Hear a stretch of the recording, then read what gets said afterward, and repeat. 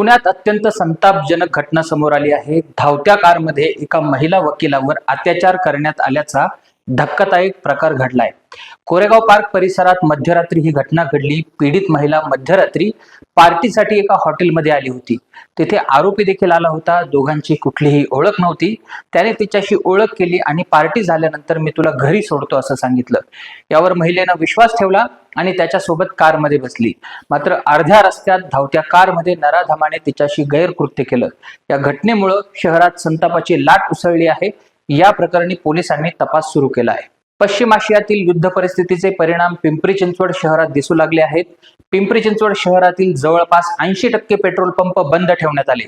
Petrol पुरवठा करणाऱ्या सरकारी कंपन्यांकडून पुरेशा प्रमाणात इंधन पुरवठा न झाल्यानं पेट्रोल पंप बंद ठेवण्याची वेळ पेट्रोल पंप मालकांवर आली आहे। राज्य सरकार तसंच पेट्रोल पंप मालकांनी कोणतीही पूर्वकल्पना न देता अचानक पेट्रोल पंप बंद ठेवल्यानं याचा मोठा फटका पिंपरी चिंचवड शहरातील नोकरदार आणि कामगारांना पडलाय। नीट पेपरफुटी प्रकरणी एक मोठी बातमी समोर आली आहे। काल लातूर येथील क्लास चालक शिवराज मोटेगावकर याची 11 तास चौकशी करण्यात आली होती। त्यानंतर सीबीआयने त्याला अटक केली आहे। शिवराज मोटेगावकर हा आरसीसी कोचिंग क्लासेसचा संचालक आहे। लातूर आणि पुण्यामध्ये त्याची नीट पेपरफुटी प्रकरणी चौकशी झाली। त्यानंतर मोटेगावकर याला सीबीआयने अटक केली आहे।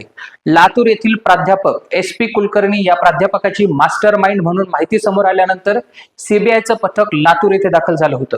त्यानंतर सीबीआयच्या पथकाने मोटेगावकर याची 11 तास चौकशी केली।